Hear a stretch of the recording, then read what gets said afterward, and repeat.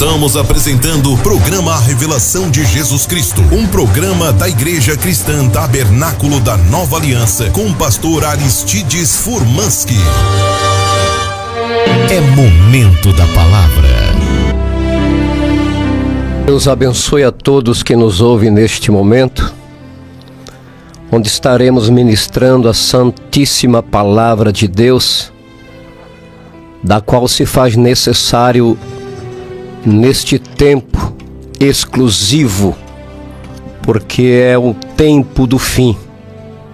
Sendo o tempo do fim, nós podemos ver as Escrituras tendo seu cumprimento profético, e Deus, nesta era em que estamos vivendo, na última era da igreja, como denominada a era de Laodiceia, era dos direitos dos povos, justamente numa era de apostasia, como que generalizada, numa era de confusão religiosa, política e social, Deus tem enviado a sua palavra no tempo certo, na era determinada, para resgatar a semente eleita do Senhor, a semente predestinada, aqueles que já têm os seus nomes escritos no livro da vida desde a fundação do mundo.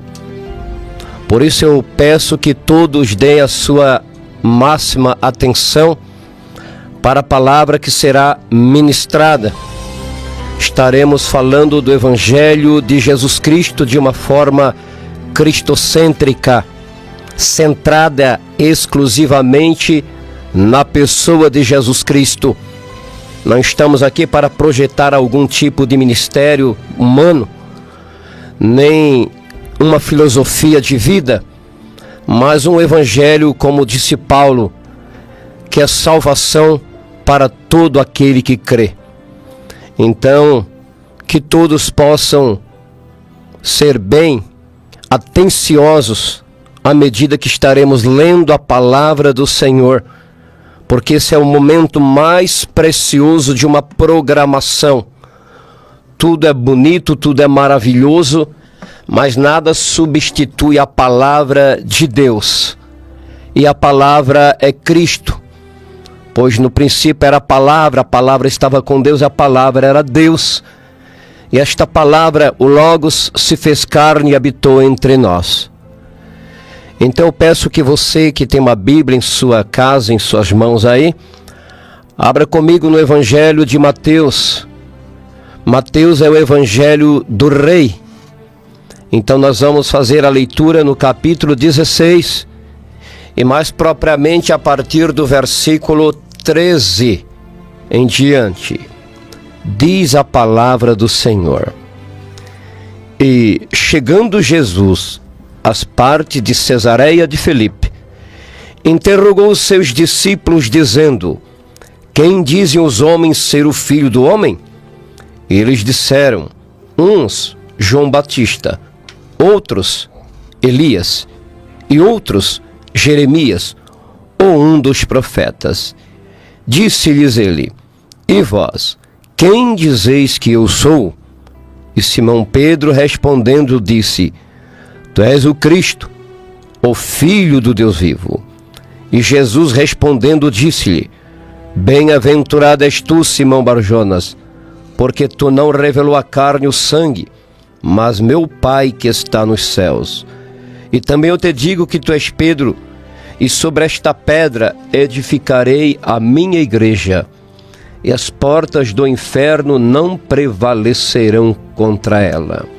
Eu te darei as chaves do reino dos céus, e tudo que ligares na terra será ligado, tudo que ligares na terra será ligado nos céus, e tudo que desligares na terra será desligado nos céus.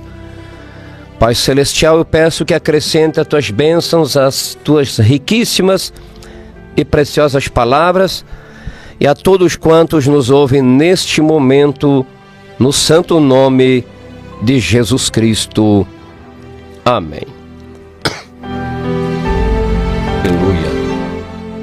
Preciosos ouvintes, se houve uma necessidade de darmos atenção às palavras faladas pelos lábios sacrossantos de Jesus, esta é a hora. Porque repousa a nossa vida espiritual nesta terra e também repousa onde estaremos passando a eternidade. As palavras de Jesus são de uma eficácia sobrenatural.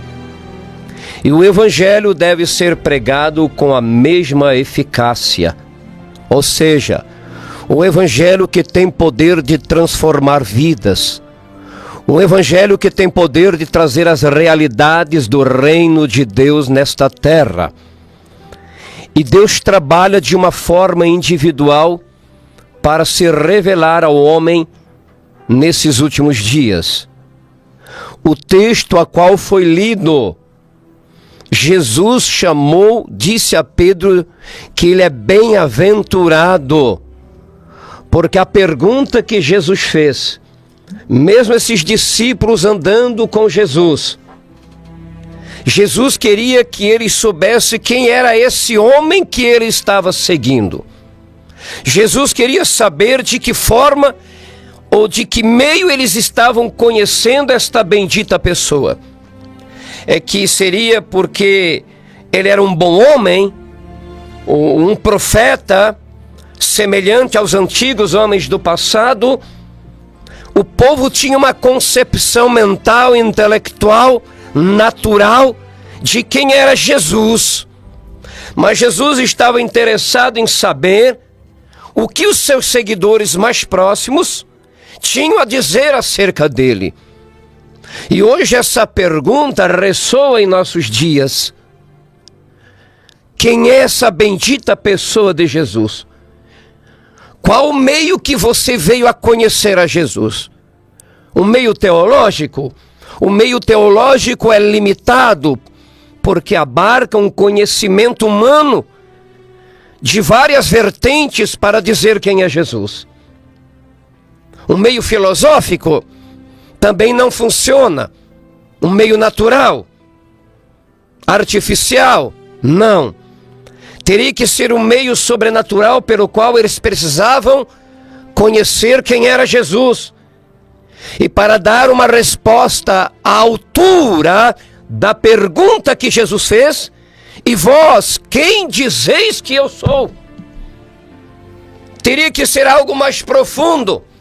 Não era por meio de estudo, ou porque leu um livro, ou porque estudou muito tempo em um seminário, porque naqueles dias, os homens religiosos da época, Anás, Caifás e tantos outros, liam as Escrituras, essas Escrituras que falavam do próprio Messias.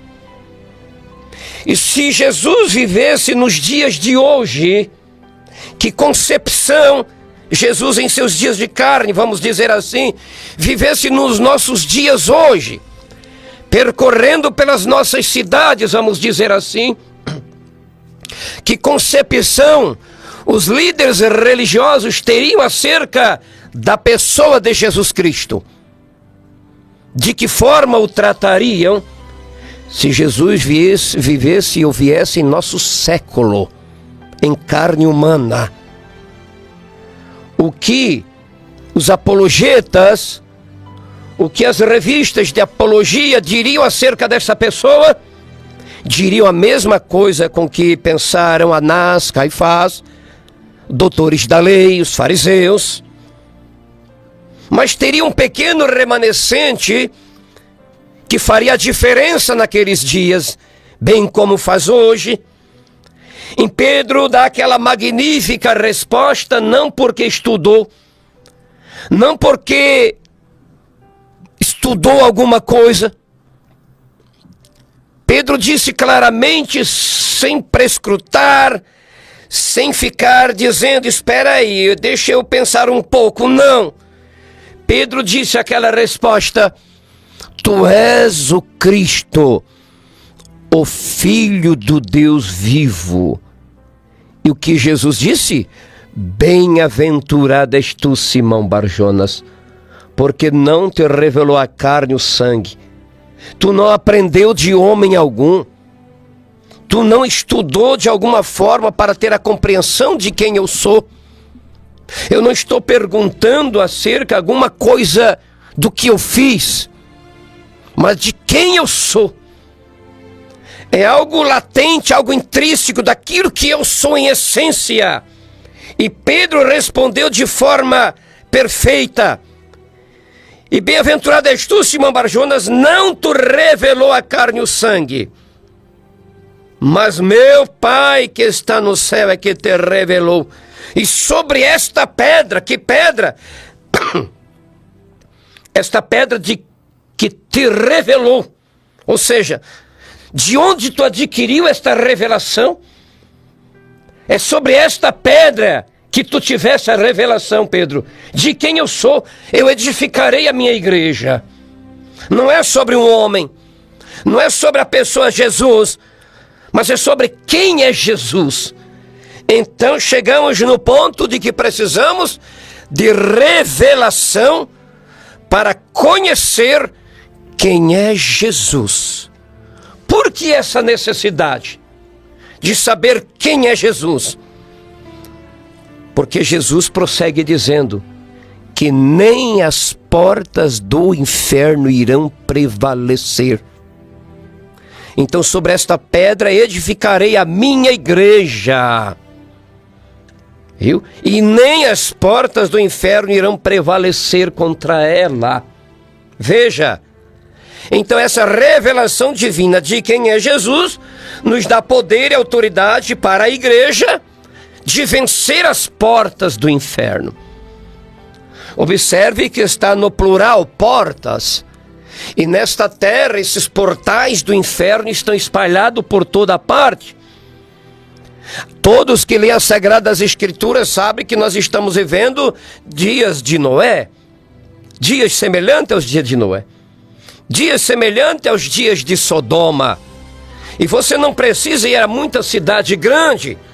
Até no interior você pode ver movimento de toda a natureza. Tudo isto para que as pessoas não venham ter o conhecimento da pessoa de Jesus Cristo. E quando uma pessoa sabe quem é Jesus por meio de uma revelação divina, então ele passa a vencer as portas do inferno. Ele faz parte daquela igreja triunfante. Ele faz parte daquela igreja militante, digo. Ele faz parte de um grupo seleto chamado Corpo de Cristo, batizado pelo Espírito Santo. Se torna um exército imbatível, porque a revelação divina te torna mais que vencedor.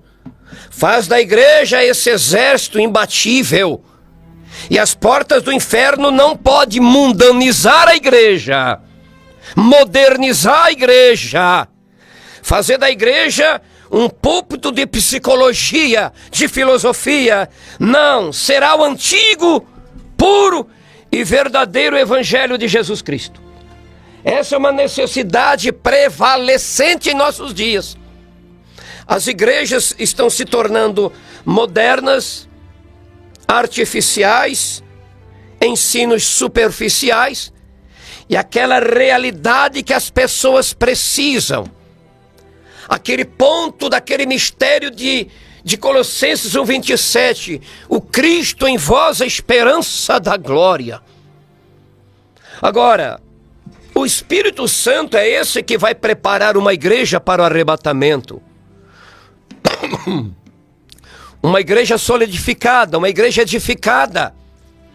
Como Gálatas 2:20, né? Edificado sob a doutrina dos apóstolos e dos profetas, de que Jesus Cristo é a principal pedra de esquina. Agora nós vamos observar aquela primeira igreja que ficou como um padrão para as eras que viriam, desde aquele primeiro século até agora. Deus deixou um padrão exclusivo, uma igreja que foi recebida, batizada no dia de Pentecoste, com o Espírito Santo, com poder, com sabedoria, com a liderança do Espírito Santo. Atos dos Apóstolos é uma igreja edificada sobre a pedra da divina revelação, e eles puderam enfrentar situações de toda a natureza. Tivemos as eras dos mártires, tivemos as eras dos reformadores, e estamos nesse final numa era da noiva. Essas três eras se unem então. A igreja que partiu em Cristo é a igreja que está vivendo nessa terra, edificada nessa pedra, nessa rocha da divina revelação. É uma igreja que está sendo aprontada pelas vestimentas da palavra revelada e do batismo do Espírito Santo. Se alguém quer saber onde está fundamentada a doutrina verdadeira de uma verdadeira igreja, volte-se para Atos dos Apóstolos. Ali foi fundada a igreja em Pentecoste, e depois nós tivemos 7 eras de igreja, 7 dispensações para a era gentílica, da qual Pedro fala em Atos capítulo 15, que Deus estaria tirando um povo dentre os gentios para o seu nome. A igreja de Cristo não é uma denominação, não é uma mera organização religiosa. Ela é um organismo vivo. Ela se move pelo poder da ressurreição de Jesus Cristo. E cada homem e mulher que recebe a revelação de quem é Jesus Cristo, ela passa a experimentar, caminhar na esfera do novo nascimento. O novo nascimento é Cristo se revelando a indivíduo, dando-se a conhecer aquela pessoa, vivendo naquela pessoa. Não será meramente um conhecimento intelectual, será um conhecimento espiritual, dado diretamente pelo Espírito Santo, de quem é Jesus Cristo. O apóstolo Paulo, o apóstolo ponta de lança para os gentios, o mensageiro para a era de Éfeso, a primeira era efesiana, porque para quem sabe e quem lê as Escrituras, nós tivemos 7 eras da igreja. Apocalipse capítulo 2 e capítulo 3 abarca o período gentílico no qual Deus estaria tratando com os gentios na face da terra. Tivemos a era de Éfeso, Esmirna, Pérgamo, Tiatira, Sardes, Filadélfia, Laodiceia. E o evangelho que foi dado por revelação terá que ser recebido por revelação. Lemos em Gálatas capítulo 1 o apóstolo Paulo, referindo-se de como ele recebeu a revelação divina.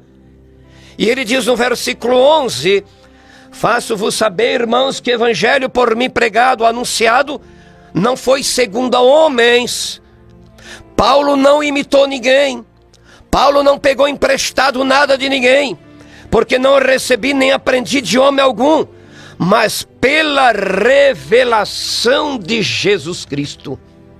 Veja, meus ouvintes, não foi meramente algo intelectual, foi pela revelação de Jesus Cristo. Que coisa maravilhosa, quando podemos receber, conhecer aquilo que é espiritual, não é através de meio natural, mas sim por meio de uma revelação dada pelo próprio Deus.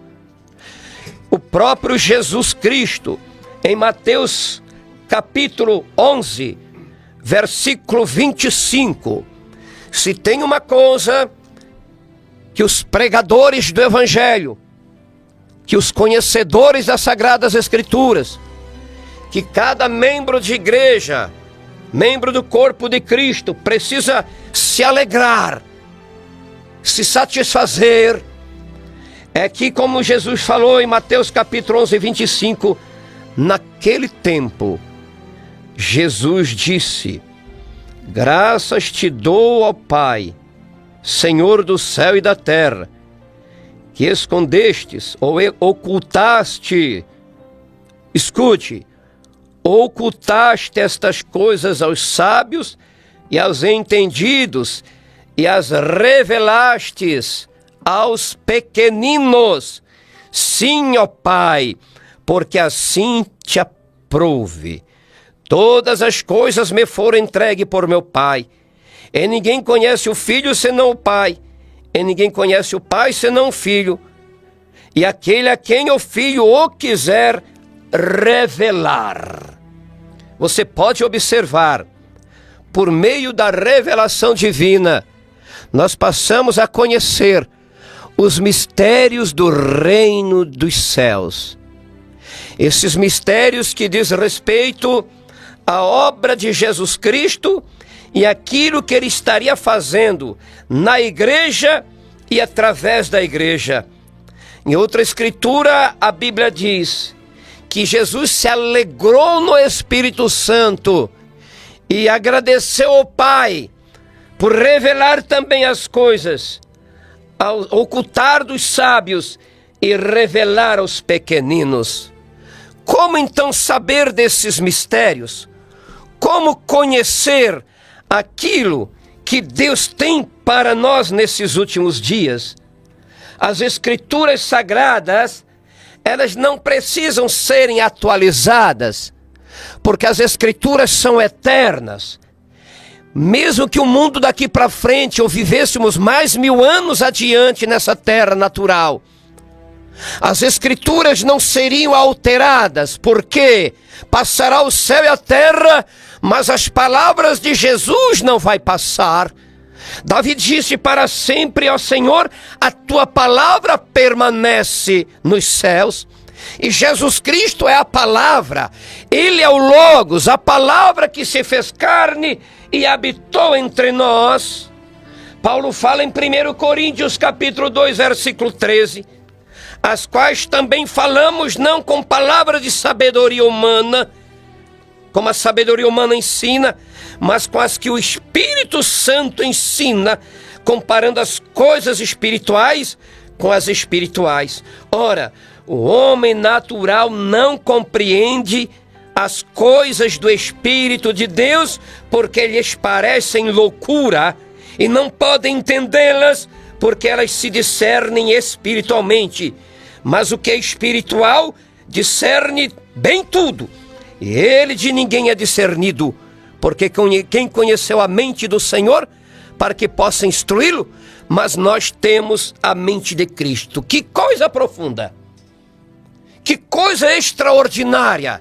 Seminários teológicos não poderiam dar isso. Não estamos dizendo ou apoiando a ignorância, não. Mas tem certas coisas espirituais que são discernidas espiritualmente. O mundo do espírito não é discernido por uma mente natural. Paulo dizendo aqui, mas nós temos a mente de Cristo.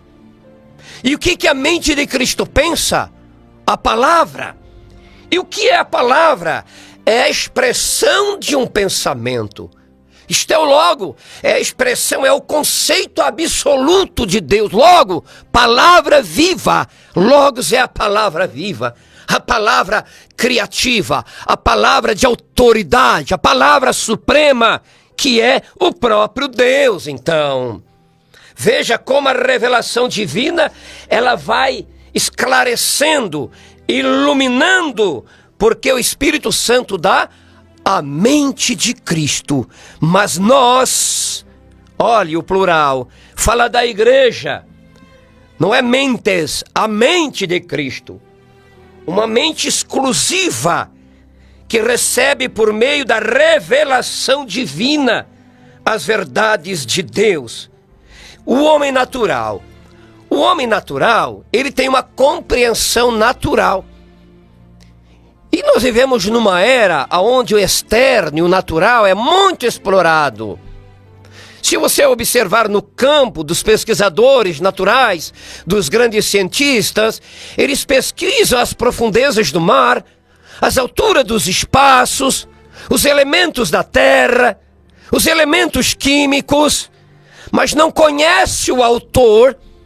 Da mesma forma, muito conhece a Bíblia, a palavra, mas é necessário conhecer o autor da palavra. E muitas vezes nós vamos encontrar muita mistura com verdade. E é isso que engana as pessoas. Esta pequena mistura, este pequeno detalhe, aquela pequena palavra torcida, interpretada, que Eva recebeu da serpente usada pelo diabo.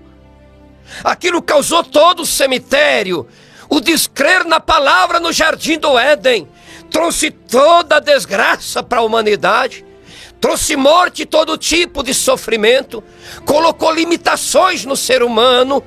Muitos não tiveram nem o privilégio de nascer, morreram no ventre de mães, derramaram sangue inocente, tudo porque lá no Éden descreram em uma palavra de Deus. Oh, Deus é perfeito, sua palavra é perfeita. A palavra falada de Deus é perfeita e Deus não volta atrás em nenhuma de sua santa palavra, porque a palavra são as expressões dos pensamentos eternos de Deus. E para mim ter essa compreensão da palavra, eu preciso ter um encontro com a pessoa de nosso Senhor Jesus Cristo.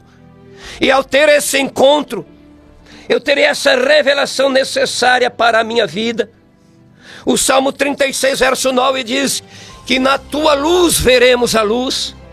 Como assim na tua luz veremos a luz? Na tua luz teremos a revelação de quem tu és. A revelação, ela clareia, ela ilumina. E João, o apóstolo João disse, se andarmos na luz da hora que estamos vivendo, na luz da revelação da palavra, na luz de quem é Jesus, se andarmos na luz como Ele na luz está, então temos comunhão uns com os outros, e o sangue de Jesus Cristo, seu Filho, nos purifica de todo o pecado. Amado, Deus deixou um padrão em sua palavra, e a igreja apostólica é o padrão para a igreja odierna, para a igreja atual em que estamos vivendo. Tem que basear-se num padrão exclusivo. Deus deu o padrão de como seria construída a arca para Noé. Deus deu o padrão de como seria construído o tabernáculo no deserto. Cada mobília do tabernáculo no deserto que Moisés ordenou a fazer, que Deus ordenou a fazer, Deus no fim ainda disse, Moisés, faz tudo conforme eu te mostrei no monte. E Paulo vem aos Gálatas 1:8 e diz, ainda que nós mesmos, um anjo do céu vos anunciar outro evangelho, além do que temos anunciado, seja anátema, está sujeito à maldição. É muito sério este evangelho do reino. Olhe, nós precisamos ter essa compreensão, primeiramente, uma compreensão espiritual de quem é Jesus Cristo, é o que eu estou falando. Uma das escrituras finais, nós encontramos em Apocalipse capítulo 1, revelação de Jesus Cristo, a qual Deus lhe deu para mostrar aos seus servos as coisas que brevemente devem acontecer, e pelo seu anjo enviou e as notificou a João, seu servo, a qual testificou da palavra de Deus e do testemunho de Jesus Cristo e de tudo o que tem visto. Bem-aventurado aquele que lê e os que ouvem as palavras desta profecia e guardam as coisas que nela estão escritas, porque o tempo está próximo. Todo conhecedor das Sagradas Escrituras sabe que Apocalipse é o livro da consumação. Aqui nós podemos ver que Apocalipse é um livro mundial. É um livro para os povos, tribos, línguas e nações. E o Evangelho percorre de Gênesis a Apocalipse, desde a primeira promessa, lá no Gênesis capítulo 3, versículo 15.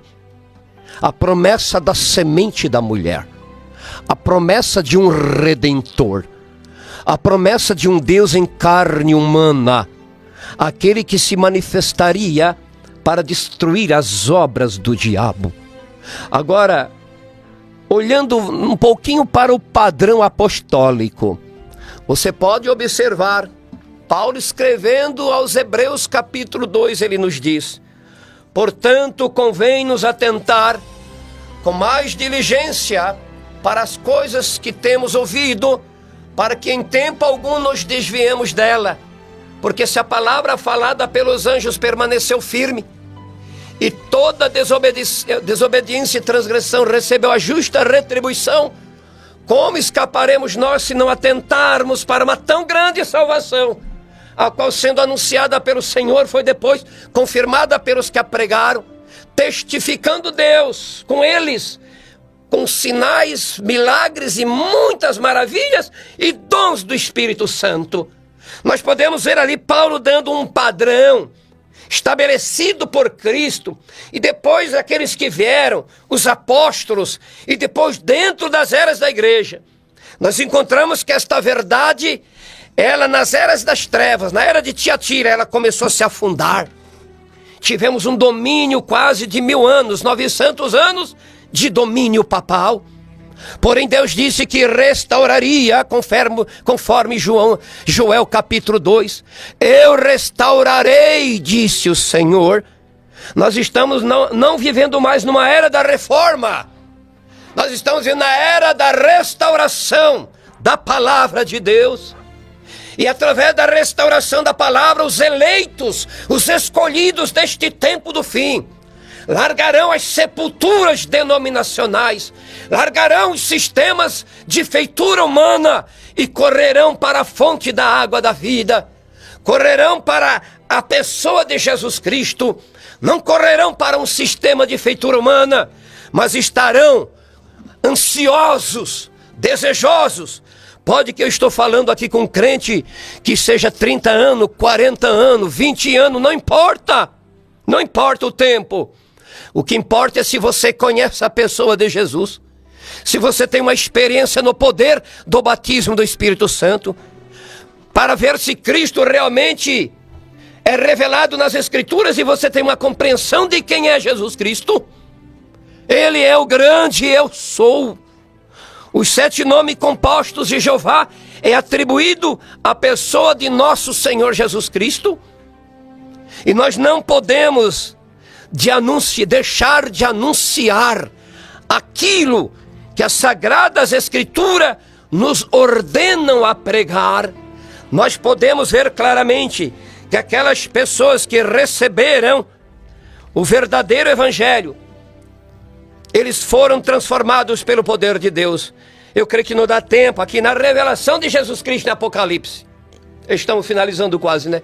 Na revelação de Jesus Cristo aqui, Jesus se dando a conhecer à igreja. João estava na ilha de Pátimos, beirando seus 85 a 90 anos de idade, por assim dizer. Segundo a história, segundo as tradições, todos sabem que João foi colocado num caldeirão de óleo a ferver. E como ele não morria, ficou 24 horas, diz a tradição histórica. Eles taxaram João, o apóstolo, como um feiticeiro, um homem estranho, e levaram para a ilha de Pátimos. A ilha de Pátimos então recepcionou este João.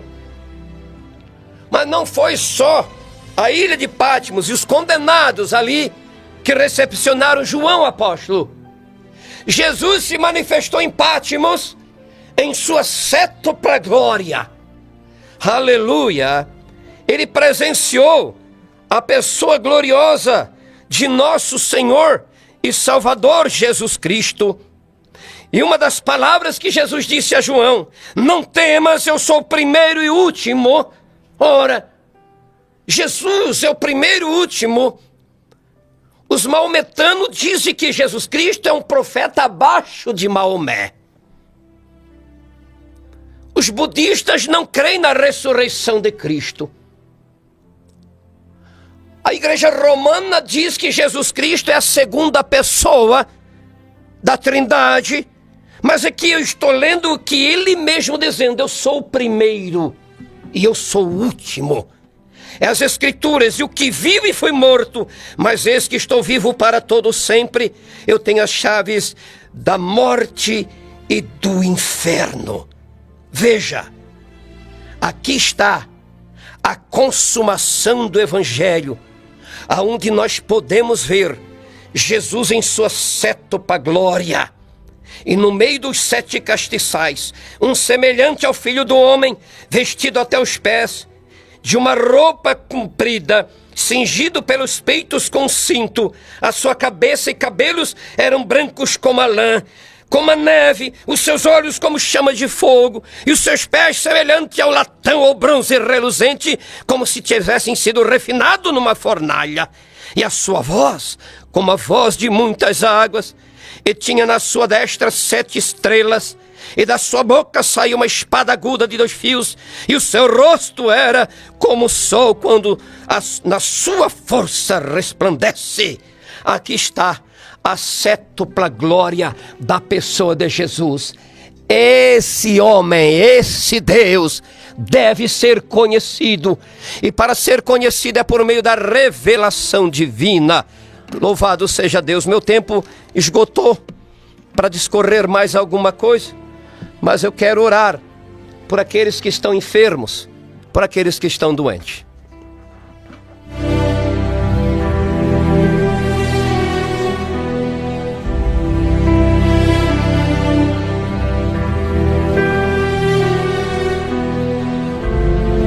Nós vamos orar por Edeval Fernandes, câncer no estômago. Nós também pedimos a todos que nos ouvem, se alguma enfermidade, coloque a sua mão, se for possível, aonde está doendo, tá? Se não conseguir, não tem problema. E se não quiser colocar, não tem problema. Não há limite para o poder de Deus. Mas Jesus Cristo cura. Nós temos presenciado a mão de Deus operar de forma sobrenatural e gloriosa os grandes milagres de Jesus Cristo. Nós vamos ler esse pedido de oração. E você, em outra ocasião que desejar enviar o pedido de oração, nós estaremos orando para você. Nós estaremos orando por você. Feche os seus olhos, todos os que estão enfermos e necessitados. Nosso Pai Celestial, nós te glorificamos, te exaltamos. Glorioso Deus, revelado em carne na pessoa de Jesus Cristo, para resgatar a alma, para salvar o homem, para dar a vida eterna e também para curar e operar maravilhas. Eu peço, Espírito Santo, que no decorrer dessas programações, a iluminação, a revelação, o entendimento iluminado possa atingir os corações dos que nos ouvem, porque há muita coisa gloriosa na pessoa de Jesus Cristo. Eu te peço, meu Pai, que o teu poder seja manifestado. Eu oro por Edivaldo Fernandes, meu Deus. Toca com a tua unção de cura e milagre. Eu ordeno que este câncer no estômago do seu Edival desapareça, seja desfeito pelo poder curador de Jesus Cristo, pois ele levou lá no Calvário toda enfermidade e doença. Seja curado, seu Edivaldo. Seja curado em nome de Jesus Cristo. Que a virtude do Espírito Santo te toque e te cure. E por todos que nos ouvem nesse momento, que estão com algum tipo de dor ou enfermidade, cite agora o nome da enfermidade que está no teu corpo agora. Só cite o nome e ordene a sair. Em nome de Jesus. Eu entro em concordância com este irmão, esta irmã que me ouve agora. Seja qual for a dor, seja qual for a enfermidade ou doença, ordeno que saia. Em nome de Jesus. Sai essa dor agora. Sai da coluna, sai do braço, sai do estômago, sai do rim, sai das pernas, de alto da cabeça à planta dos pés. Seja removida toda dor e enfermidade. Seja curado, seja curada. Em nome de Jesus Cristo, o Todo-Poderoso. Amém, Senhor, amém.